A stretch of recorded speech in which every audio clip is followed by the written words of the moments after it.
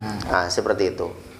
Malahan itu daunnya sini dari antara para wali itu sebenarnya ada mazhab atau ada makom yang yang pertama itu ada wali atau ulama punya jamaah.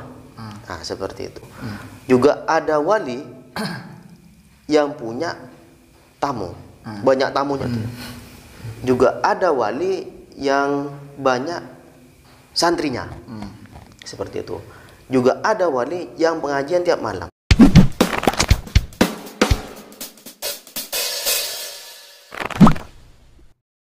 Assalamualaikum warahmatullahi wabarakatuh. Waalaikumsalam warahmatullahi wabarakatuh. Masih stay di channel YouTube Arufah Hafiz. Yang kali ini kita akan mengobrol dengan salah satu alumni di tempat yang berbeda, di tempat yang sama tapi dengan orang yang berbeda. Nah, tentunya bagi Anda semua tentu tahu, terutama yang jamaah manakib yang dari daerah luar paham. Dia adalah Cak Mahfud dari Madura, jauh melewati Suramadu kalau ke rumahnya dia. Tapi ada di ujung timur, Sumenep. Nah, lebih jauh lagi. Terakhir. Daerah terakhir sendiri, hampir mendekati lautan. Bukan hanya mendekati lautan, tapi ibaratnya dekat dengan lautan.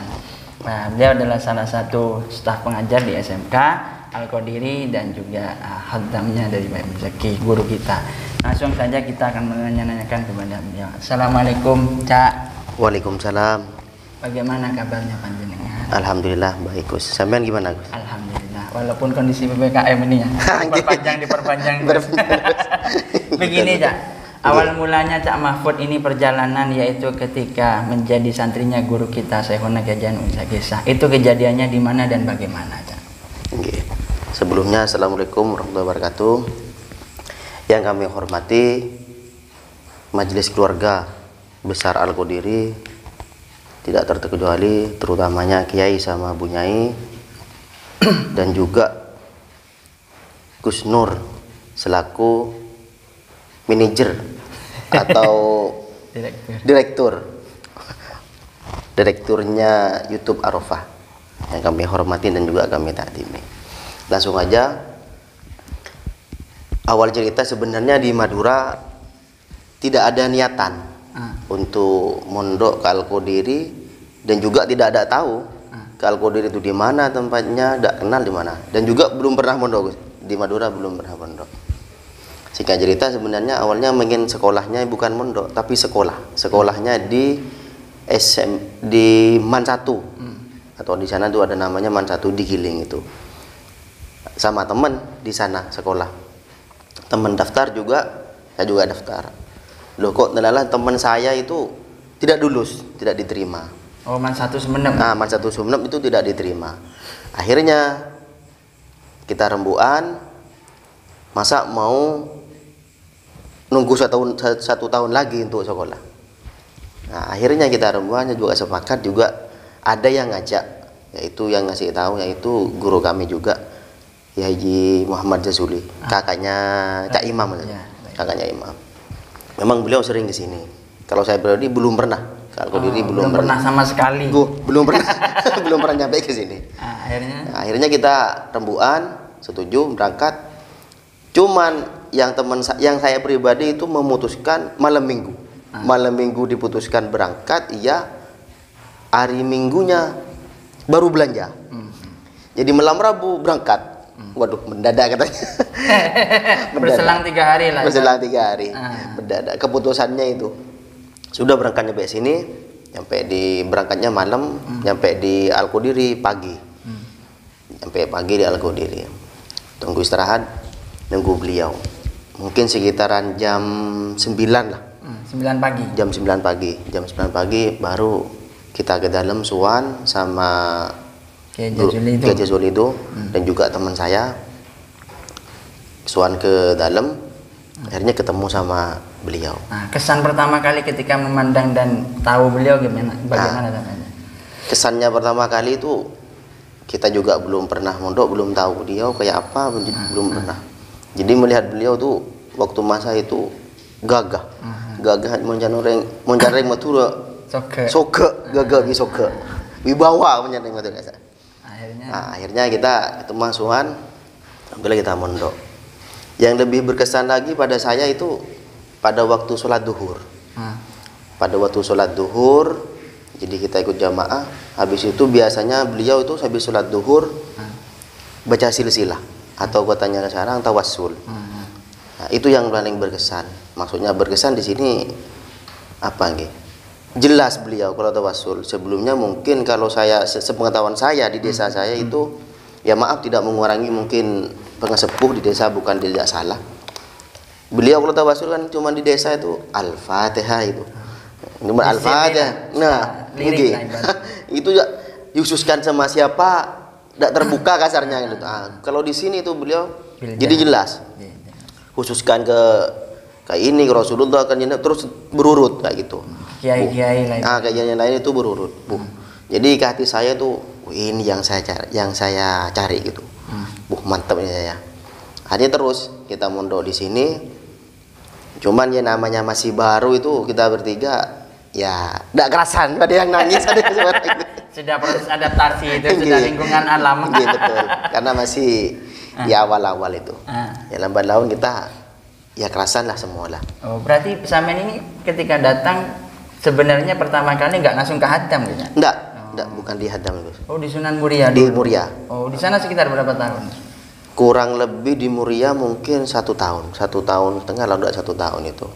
Akhirnya ada perombakan, ada perolingan itu dikhususkan per wilayah. Jadi yang sekolah itu ditaruh di wilayah. Maksudnya kalau sekolahnya MA dulu di Bonang, yang MA dulu di Kalijogo, terus Ampel itu di MTS dulu, dan seterusnya itu. Jadi kita pindah. Cuman tetap ada di Muria gitu sekitar 1 tahun setengah lah mungkin. Berarti masih ngikuti zamannya Cak Wafa, Cak Yudi, Cak Isnan, kemudian Cak Yudi Bondowoso itu. Betul. Seangkatan maksudnya bukan seangkatan kita bareng enggak, kita ngikuti beliau. Kayak gitu. Makmuman lah. Betul. Terus ini lagi Cak. Selama dari tahun 2000 ya, 2000 sampai 2018 ini 17 tahun sampai sampean saldo 1 ini sementara. Saldo 1. Betul. Perempuan. Betul. Itu kan tentu ada beberapa kisah menarik yang sangat-sangat tidak bisa dilupakan oleh Cak Mahfud sendiri. Peristiwa yang di luar nalar, kejadian aneh bersama guru kita, Kiai Janul Zakisa. Yang salah satunya Cak Mahfud itu mengalami sendiri. Di antaranya yaitu apa, Cak? Untuk peristiwa yang di luar nalar atau mungkin katanya orang itu khorikul adatnya, betul nggih, khorikul adat. Yang sepengetahuan saya itu saya ikut beliau ngiring. Sebenarnya itu kalau ngiring di sini mungkin dari dulu sudah biasa, cuman untuk luar kota itu pertama kali di Lampung. Di Lampung. Bukan Lampungnya orang sekarang ya, sama menunggu pedih di ujung. Terus akhirnya di sana itu di Lampung. Saya cuman melihat itu 1 kali, 2 kali sampai bukan 1 kali, 1 tahun, 2 tahun sampai 4 tahun. Itu kan di sana 1 tahun 2 kali. Pasti itu ya. Di sana 1 tahun 2 kali. Jadi itu saya kok melihat setiap beliau itu kiai yang ke Lampung itu kayaknya kalau udah kalau udah mendung gerimis. Padahal bukan musimnya bendung, bukan musim hujan. Kalau musim hujan tuh wajar. Itu kalau ndak gerimis mendung. Jadi begitu kita mau turun dari pesawat, jadi itu kita kalau ndak hampir mau turun, kalau ndak kita ada di ruangan VIP. Jadi kalau ndak mendung ya gerimis itu. Sampai ada yang bilang itu jamaah di sana yang jemput kan biasanya kalau boleh itu banyak jemput. Pejabatnya memang banyak. Itu bilang kok kayaknya kalau kiai kesini itu kalau udah hujan, aku gerimis, kalau udah gerimis mendung, gitu. Seakan-akan awan menaungi. Bareng. Tapi kalau tempat acara udah hujan, itu cuman kalau sudah mau turun dari pesawat itu di bandara itu, seperti itu. Itu yang mungkin yang pertama. Terus yang kedua pernah saya itu di Malaysia. Nah ikut di Malaysia itu di sana itu ada 3 tempat. Ada 3 tempat ya, yang pertama itu di Ustadz Hasan atau Datuk Hasan. Terus yang kedua Ustadz Khairul atau Datuk Khairul itu. Yang ketiga Ustadz Ato atau Datuk Ato itu di sana. Cuma nama daerahnya saya yang tidak hafal. Apa Selangor apa Sabak Bernam itu. Saya daerahnya yang lupa. Nah, di sana itu pengajiannya malam. Di sana malam pengajiannya. Nah, setelah malam pengajian subuh itu rata-rata di sana itu hujan. Tapi bukan musim hujan, sama. Kalau musim hujan itu wajar, itu udah musim hujan. Ya sempat cuman kita ngobrol-ngobrol sama jamaah, kok hujan? Ya kurang tahu gitu. Padahal bukan musim hujan itu. Jadi malamnya itu pengajian, setelah subuh mungkin atau paginya itu hujan di sana. Begitu seterusnya di Ustadz Hirul juga sama seperti itu. Malahan ini yang di Ustadz Ato, ini kan yang membawa jamaah Malaysia ke Al-Qudiri yang pertama kali. Menjadi cikal bakal. Betul. Daunnya beliau itu malah Ustadz Ato atau Datuk Ato ini yang pertama bawa ke sini, tapi dapat pondok itu yang terakhir. Kayak gitu. Cuman untungnya Ustadz Ato itu mungkin barokahnya beliau, tanah disediakan, bangunan disediakan. Akhirnya beliau cuman menempati seperti itu daunnya. Malahan kalau di Ustadz Ato sendiri itu malam pengajiannya selesai semua itu hujan, mungkin hampir subuh kalau tidak salah itu. Dari habis acara itu. Habis acara sekitaran jam 1 lah, jam 1-2 itu hujan. Malahan hujannya di sana itu sama anginnya. Tempat tendanya itu untung tidak rubuh sama tendanya gitu. Jadi di terakhir itu apa nggih? Sama angin sama awannya, sama hujannya, angin dan hujannya. Dan tempat tiga-tiganya ini jaraknya jauh. Bukan dekat, kalau musim hujan dan juga dekat mungkin wajar. Kayak sini Probolinggo? Sekitaran itu. Uang perjalanannya itu kita 1 jam lebih, 1 jam setengah. Tapi kecepatannya mobil itu kurang lebih 100 atau 120. Fast and Furious. Betul. Itu kurang lebih sana. Jadi keadaannya itu di tiga tempatnya itu hujan semua. Jadi malam pengajian, paginya hujan itu. Begitu juga di terakhir Ustadz Ato itu sama seperti itu. Dan juga ini di kemarin 2000 ini baru kemarin 2001. 2019. Enggak, ini 2001 Gus, yang Gubernur Jambi ini. Oh iya. Gubernur Jambi ini. 2021. 2021. Ini beliau malah apa nggih? Kalau bilang kurang memang mukasyafahnya beliau subhanallah memang. Wong itu pemilihannya besok asar itu disuruh telepon sama beliau. Asar disuruh telepon sama beliau, salamkan ke Bapak Al Haris. Jadi Gubernur Jambi, jadi gubernurnya. Jadi saya telepon, Pak, ada salamnya dari beliau, dari Kiai. Waalaikumsalam. Daunnya beliau, jadi sampean Gubernur Jambi, Pak. Jadi sampean. Amin, amin gitu. Ternyata sungguhan jadi. Dan sekarang 2001 ini, 2021 ini, alhamdulillah sekarang dilantik beliau. Jadi beliau itu bagi saya itu ibaratnya kalau orang itu mukasyafahnya tahu sebelum tahu gitu. Bener itu. Jadi seperti itu. Jadi beliau itu selamkan sebelum pemilihan. Kalau setelah pemilihan wajar, ini sebelumnya. Jadi sebelum pemilihan itu disuruh salamkan bahwa menang gitu. Jadi saya telepon, menang Pak gitu. Ternyata menang sungguh, alhamdulillah dilantik. Al Haris biasanya. Abdullah Sani lah. Nah, wakilnya itu sering dipatahi beliau. Betul. Dan lagi mungkin Cak diantara terkait nasihatnya beliau ataupun itu halia yang sampai sekarang Cak Mahfud tingkah laku beliau yang sampai sekarang Cak Mahfud itu sulit untuk melupakan, tidak bisa melupakan, terngiang-ngiang. Diantaranya apa Cak? Lagi Cak. Untuk yang ini sebelumnya ke sana Gus. Apa namanya? Nanti sebenarnya nyambung ke itu. Ya sebelumnya kalau mungkin saya salah, sebelumnya saya minta maaf. Di ini kan di negara semua. Cuman ini sepengetahuan saya. Sepengetahuan saya dan juga menonton atau melihat santri atau alumni yang di channel Arafah ini, di YouTube ini, yang penjelasannya dan juga keanehannya beliau, memang ibaratnya orang hulikul hadatnya bukan di atas bukan manusia, ibaratnya seandainya muncan metur saking orang benih orang biasa gitu, bukan orang biasa. Mungkin beliau bisa dibilang seperti yang dilakukan Ustadz Salihuddin itu khalifahnya Syabdul Qadir. Jadi seperti itu. Cuman saya pernah memang daunya beliau pernah dau seperti ini, bahwasanya pernah abah beliau tuh bermimpi bahwasanya beliau ini ada di langit ketujuh. Nah, kata abahnya disuruh turun, suruh turun gitu. Ternyata beliau tidak turun. Daunya beliau seperti, tunggu bah, saya bangunkan, saya masih membangunkan makomnya atau dibangunkan makom-makomnya wali yang rubuh seperti itu. Jadi dari sana itu nyambung. Kalau yang didauhkan apa jenengan dari Ustaz Syarifudin didauhkan seperti itu nyambung. Malah memang benar, memang dauhnya itu Habib Muhammad memang yang dauh seperti itu memang Habib Muhammad. Malahan itu kalau beliau sebenarnya tidak mau. Habib Muhammad saya dengar itu memang dauhnya beliau, saya besok yang bertanggung di akhirat, kayak gitu.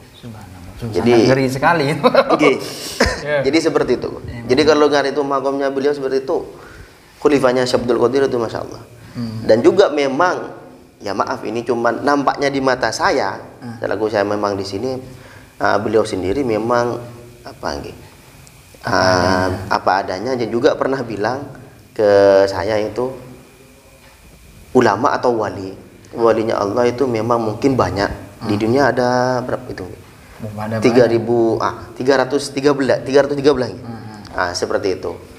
Malahan itu daunnya sini, dari antara para wali itu sebenarnya ada maziyah atau ada makom yang dikasih sama Allah sama seseorang, berbeda-beda. Cuman yang sulit atau yang jarang atau yang sulit itu daunnya beliau yang pertama, cuman beliau tidak mengakui. Cuman menjelaskan pada waktu itu ada jamaah juga ada saya di sana itu di ruang tamu. Yang pertama itu ada wali atau ulama punya jamaah. Seperti itu. Juga ada wali yang punya tamu. Banyak tamunya, maksudnya banyak jamaahnya, banyak tamunya seperti itu. Juga ada wali yang banyak santrinya. Seperti itu. Juga ada wali yang pengajian tiap malam. Dakwah tiap malam itu, pengajian tiap malam. Nah, empat-empatnya ini ya mungkin sepengetahuan saya tidak semua atau tidak sembarang orang yang punya. Maksudnya tidak boleh sembarang orang pengajian tiap malam, atau tidak sembarang orang itu banyak tamunya. Itu kan dikasih kelebihan atau karomah sama Allah kan seperti itu. Beliau tidak mengakui sebenarnya.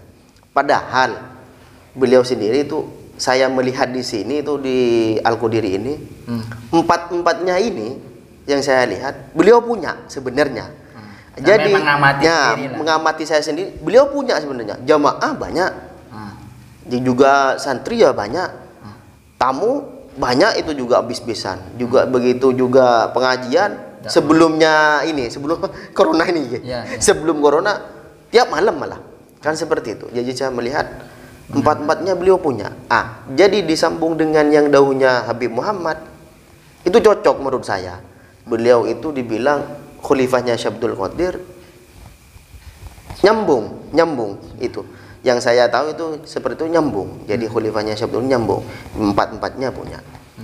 Untuk yang dibilangi barusan sampean, barusan didikannya, ibaratnya orang sudah punya didikan seperti itu atau makom seperti itu, beliau tuh rendah hatinya dan juga gimana gitu, tawaduknya subhanallah itu beliau.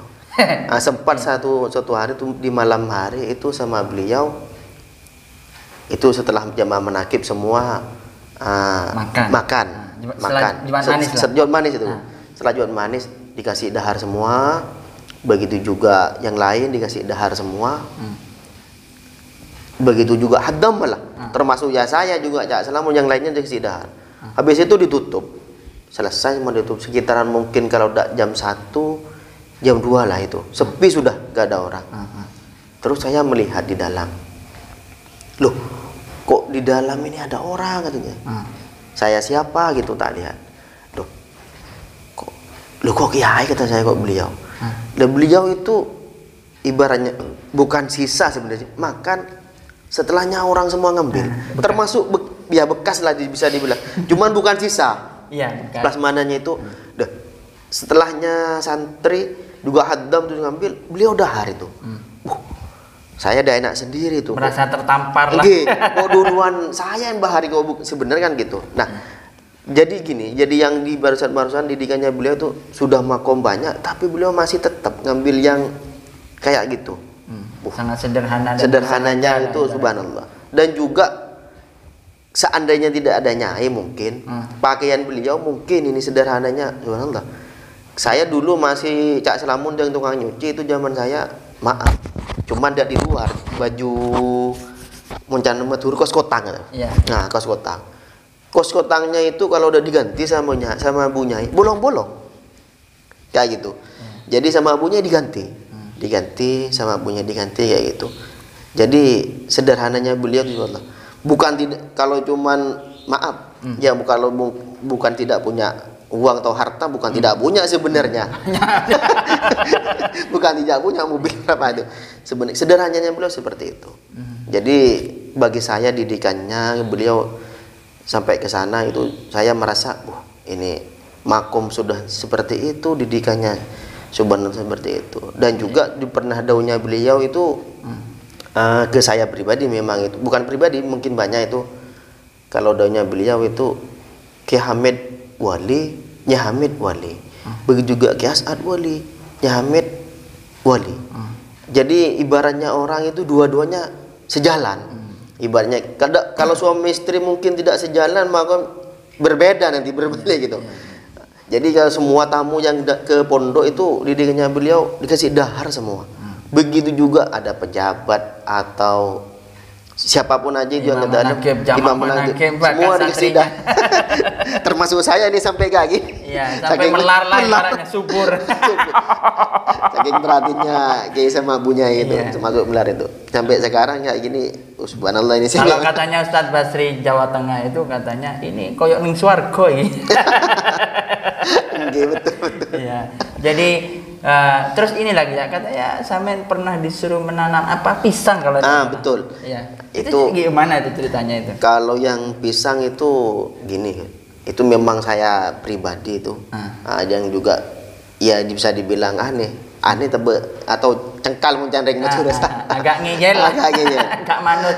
Itu sama beliau ada pisang namanya pisang Sungguh Langit. Nah, itu dikasih namanya dari Banyuwangi itu Gus Burhan kalau tidak salah itu.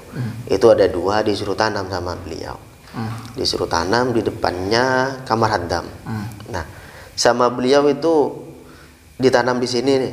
Nggih, itu saya. Pemikiran saya kok ditanam di sini katanya. Dulu itu gerasi, Gus. Gerasi di Muncani Muturi laon gerasi.